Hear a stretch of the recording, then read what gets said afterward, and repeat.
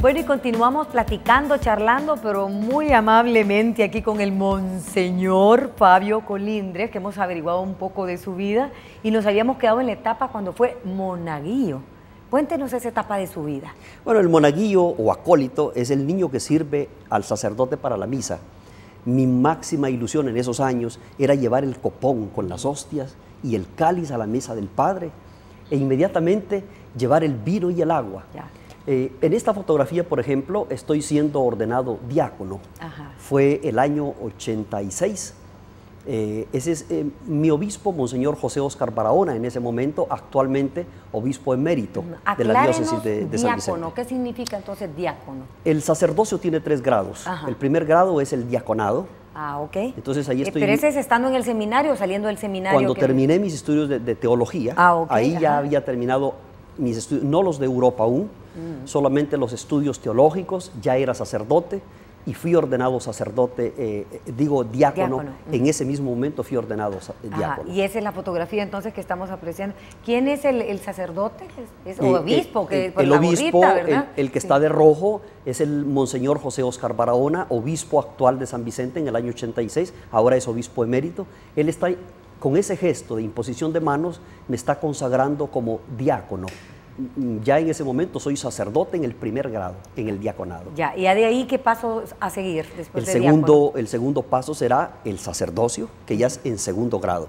Ya. Es el segundo grado. Otra cosa que he visto hoy y me parece ya curioso también, aparte de que están ya tomando muy en cuenta a los laicos, ¿no? A los casados, a los esposos o a gente joven inclusive, y en los monaguillos, hablando de monaguillos, que ya hay niñas también que le ayudan en la misa, pues, al sacerdote. Así es, y hablando de la importancia del laico en la vida de la Iglesia, y a partir del Concilio Vaticano II, el laico ya no estaba relegado a una acción casi marginal, sino más bien ahora el laico es promotor de la evangelización.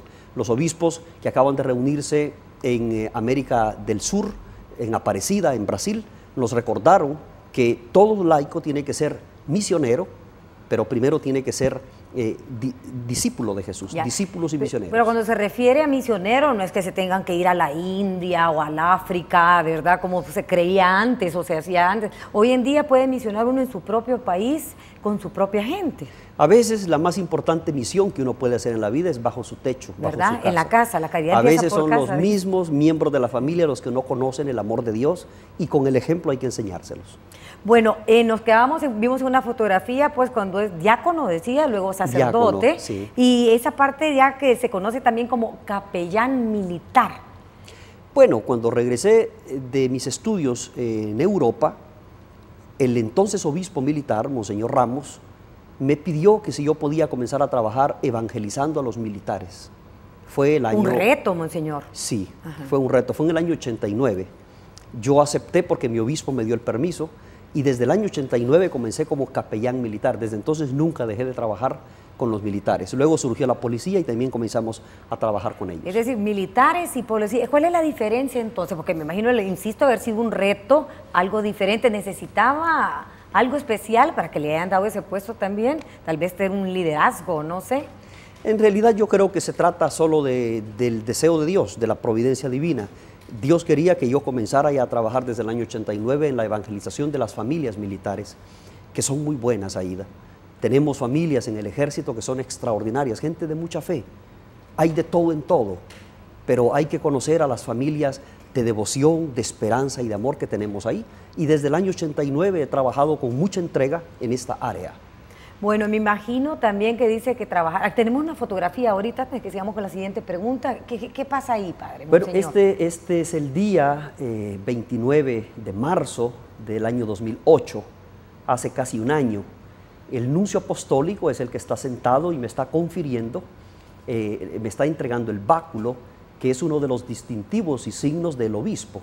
Es cuando recibí el tercer grado del orden sacerdotal. Habíamos dicho, primero fui diácono, después fui hecho sacerdote y esta es mi ordenación como obispo en la iglesia de Don Rúa. O sea, obispo, monseñor, ¿qué se adquiere antes? ¿Monseñor, obispo, monseñor? Obispo y monseñor están relacionados.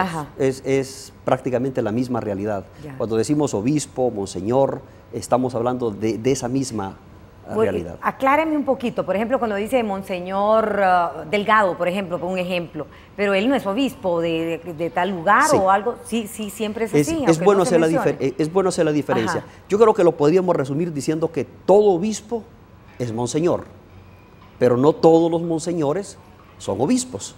Algunos sacerdotes reciben el título de monseñor como un título honorífico, pero solo es un título de monseñor sin que sean obispos. ¿Y cuál es el trabajo, o hay algo diferente entre ser sacerdote o padre, también como se conoce, entre monseñor y obispo? ¿Hay mayores responsabilidades? ¿En qué se diferencia? Sí, hay una gran diferencia.